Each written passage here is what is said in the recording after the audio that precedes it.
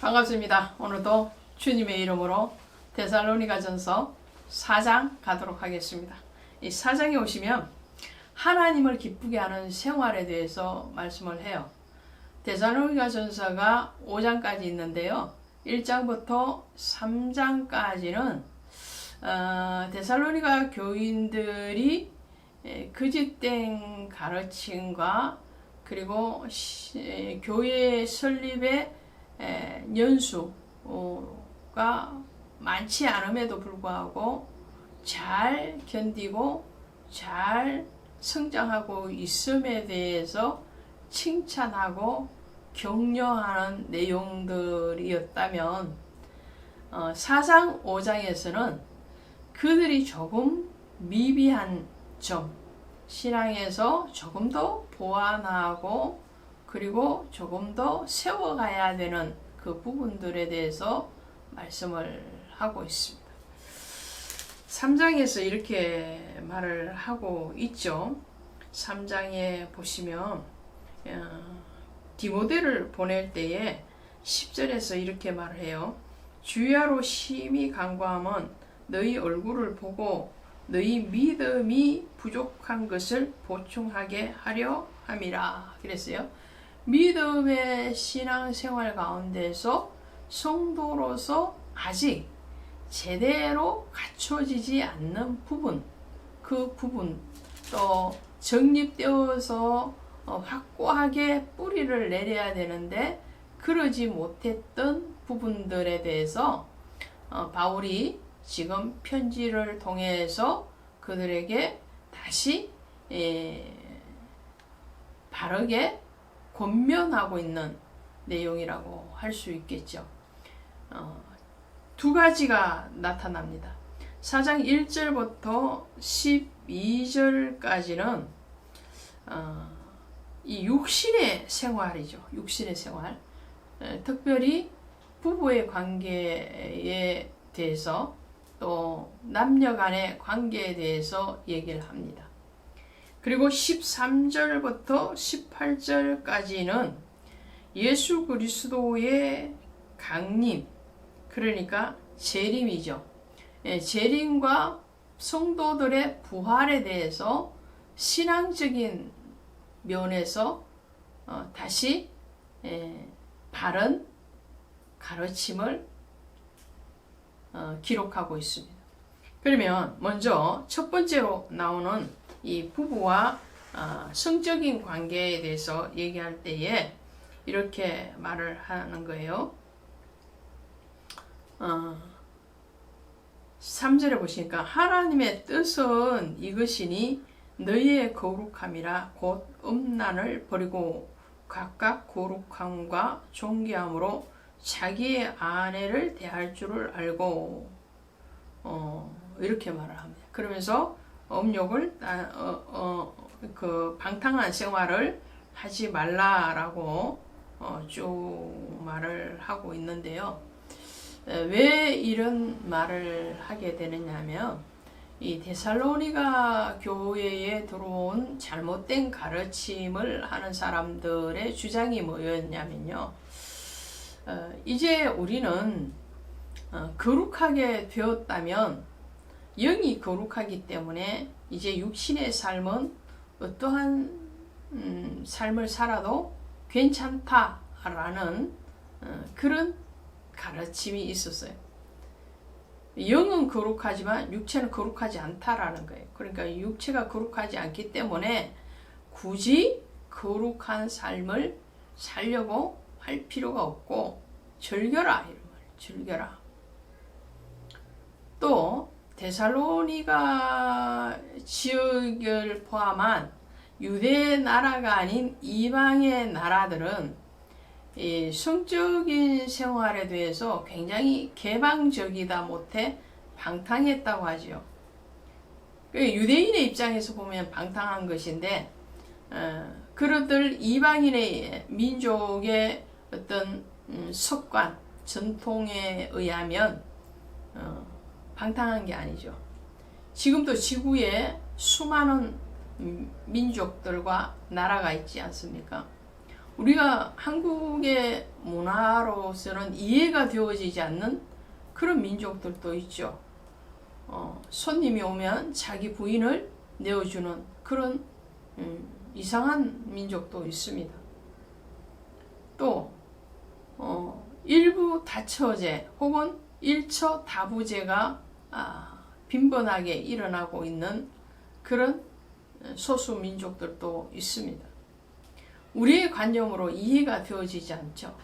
근데 바울은요, 지금 유대인의 관점에서 얘기하는 것이 아니고 하나님의 관점에서 얘기하는 거예요. 하나님이 이렇게 말씀하시죠. 내가 거룩하니 너희도 거룩하라. 그래서 거룩하게 하는 것이 하나님의 부르심의 목적이라는 것을 바울은 얘기합니다. 근데 육신적으로 거룩하고 육신적으로 정결한 삶을 사는 것 맞습니다. 말라기서 2장 14절 15절에 가니까 너희 아내에게 거짓을 행하지 말라. 어려서 취한 아내에게 거짓을 취하지 말라. 하나님이 한 남편에 한 아내를 주신 것은 거룩한 자손을 얻기 위함이다 라고 말을 해요. 실례로 하나님은 거룩한 자손을 얻기 하기 위해서 아브라함에게 후손에 대한 약속을 하셨고, 사라가 애굽 왕이나 그랄 왕에게 침범을 당하는 그런 위기 가운데서도 그 사라의 순교를 지켜주시죠.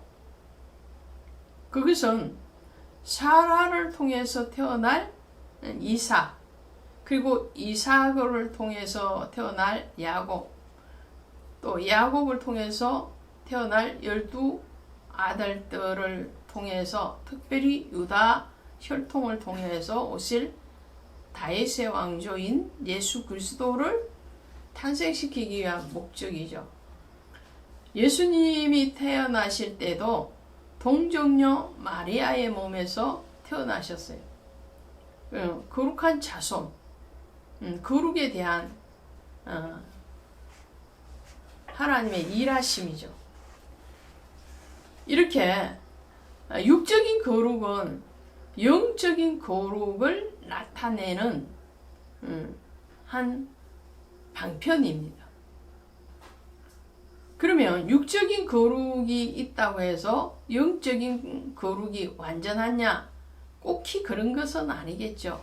그러나 육은 영을 담고 있는 그릇이기 때문에 이 그릇이 소재되고 깨끗해야지 음식을 담아서 먹을 거 아니에요. 우리가 그릇이 깨끗하지 아니하면 하나님은 깨끗하지 않는 만큼밖에 쓰실 수가 없는 거예요. 진귀하고 거룩한 것을 담으실 수가 없는 거죠. 또 하나는 이 육적인 거룩을 통해서 하나님이 궁극적으로 원하시는 것은 영적인 거룩이라는 것이죠. 오늘도 거룩함과 존귀함으로 자기의 아내를 대할 줄 알고, 하나님의 부르심은 부정하게 하심이 아니요 거룩하게 하심이라 이렇게 말을 하고 있는데요. 구약에서 에레미야, 이사야, 에스겔이 대선지서지요. 대선지서이면서 그들을 통해서 줄기차게 하시는 이 행음, 음란, 이 문제는 육적인 음란을 말씀하지 않아요. 영적인 음란을 얘기해요. 육적인 것을 말씀을 하시는 것 같지만 사실은 영적인 음란, 영적인 타락을 얘기하고 있거든요. 에레미야서 3장에 가시면 유다의 행음에 대해서 얘기합니다. 유다가 행음하였도다. 유다는 유다 민족을 얘기하는 거죠. 또 에스겔서 23장에도 가면 오홀라는 사마리아요, 오홀리에바는 유다 예루살렘을 얘기하는데, 오홀라가 북이스라엘이잖아요. 북이스라엘이 아수르를 사모하고 사랑합니다. 근데 그 사모하고 사랑하는 아수르에 의해서 이 오홀라는 멸망하고 말거든요. 그것을 뻔히 쳐다보고 있던 이 오홀리바, 예루살렘으로 통칭되어지는 남유다도 하나님만을 사랑해야 되는데 다른 이방 나라의 힘의 지배의 논리에 휘청거리고 그것을 사랑하게 됩니다. 유일하신 하나님이 아니라 다른 신들을 쫓아가기 시작해요. 그랬을 때에 이 오홀리바도 그가 사랑했던 힘의 지배의 원리를 의해서 멸망하고 맙니다. 하나님은 너희의 육적인 거룩함, 남녀 간의 관계, 또 부부의 관계를 통해서 예수 그리스도와 우리의 관계를 얘기하는 거죠. 교회와 그리스도에 대해서 얘기합니다. 교회 안에서 거룩해야 된다, 순결해야 된다, 가정에서 부부의 관계가 거룩하고 순결해야 된다, 남녀 간의 관계가 정결하고 거룩해야 된다. 이 모든 것이 실제적으로도 이루어져야 되지만 더 나아가서는 그리스도 예수와의 관계가 신랑과 신부의 관계로서 정결하고 오직 한 남편인 예수께로만 사랑하고 신뢰하고 믿으라는 거죠. 두 번째로 주의 강림에 대해서 얘기할 때 이렇게 말을 합니다. 14절에 보시면 우리가 예수께서 죽으셨다가 다시 살아나심을 믿을진데 이와 같이 예수 안에서 사는 자들도 하나님이 그와 함께 데리고 오시리라. 그러면서 16절에 주께서 호령과 천사장의 소리와 하나님의 나팔 소리로 친히 하늘로부터 강림하시리니 그리스도 안에서 죽은 자들이 먼저 일어나고 그 위에 우리 살아남은 자들도 그들과 함께 구름 속으로 끌려 올려 공중에서 주를 영접하게 하시리라. 그리하여 우리가 항상 주와 함께 있으리라. 그러므로 이러한 말로 서로 위로하라. 재림이 언제 일어날 것인가? 예수께서 너희가 본 바대로 그대로 내가 다시 오리라 말씀. 하늘의 초소를 예비하면 다시 너희를 데리러 오리라고 주님이 부활 성천하실 때에 그렇게 말씀을 하셨단 말이죠.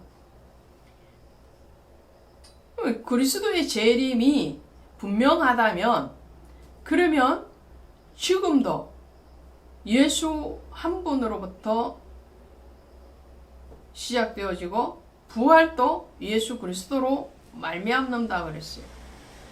그러니까 부활의 주님이 반드시 계셨고 또 재림의 주님이 반드시 계실 것이라면 성도들의 부활과 성도들의 승천은 반드시 있을 것이라는 거죠. 하늘로 들려 올림을 받는 일은 반드시 있을 것이라는 거예요.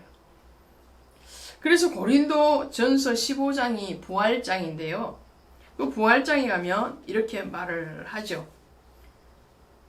고린도 전서 15장 16절에 보시면 만일 죽은 자가 다시 살아나는 일이 없으면 그리스도도 다시 살아나실 일이 없을 것이요 그리스도께서 다시 살아나신 일이 없으면 너희의 믿음도 헛되고 너희도가 여전히 죄 가운데 있을 것이요. 이게 무슨 말인가요? 반드시 예수 그리스도께서 재림하실 것이고 우리도 부활할 것이라는 거예요. 잠자는 자들의 첫 열매가 되신 것이 예수 그리스도이기 때문에 21절에 고린도전서 15장 21절에 사망이 한 사람으로 말미암았으니 죽은 자의 부활도 한 사람으로 말미암는다다. 부활은 예수 안에서 반드시 일어난다라는 거예요. 이런 신앙을 가져라는 거죠. 이 데살로니가 교회를 들어온 잘못된 가르침의 주장 중에 하나가 의문을 던지는 것이 뭐였냐면은 주님이 부활하시고 다시 재림하시는데 그때 성도들은 어떻게 될 것이냐는 거예요. 이미 죽은 성도, 육신적으로 얘기하는 거죠. 육신적으로 죽은 성도, 또 육신적으로 살아있는 성도들은 주님의 재림하실 때에 어떻게 할 것인가는 거예요. 거기에 대해서 바울은 분명하게 예수 그리스도의 메시지를 전하기를 예수님께서 부활하신 것이 확실하고 그리고 다시 재림하시는 강림하신 것도 확실할 것인데 주님이 재림하실 때에는 주님이 믿는 자를 육신이 죽은 자는 다시 죽으면서 일으키실 거다. 왜? 주님이 무덤에서 부활하신 것처럼. 그리고 부활하시고 제자들에게 여러 날 보이신 후에 다시 성천하신 것처럼 이미 육신적으로 죽은 성도들도 다시 부활, 육체의 부활을 가지고 그리고 주님과 함께 영원한 나라로 옮겨갈 것이라는 거예요. 살아있는 자는 어떠냐? 살아있는 자도 주님과 함께 다시 올림을 받을 것이라는 것을 얘기합니다. 거기에 대해서 의심하지 말라는 거예요. 의심하고 믿음이 흔들려서 그 믿음에 뭘 떠나서 영원한 멸망으로 가는 것이 옳으냐? 그것이 옳지 않다라는 거죠. 오늘 여러분의 신앙 안에서 영적인 거룩, 육신의 거룩, 그리고 영적인 순결, 육신의 순결, 또 예수 그리스도의 재림에 대한 확신뿐만 아니라 우리의 영원한 나라로 옮겨지는 주님과 함께 들림받는 그 사실에 대해서 요동하지 않기를 원합니다. 고맙습니다.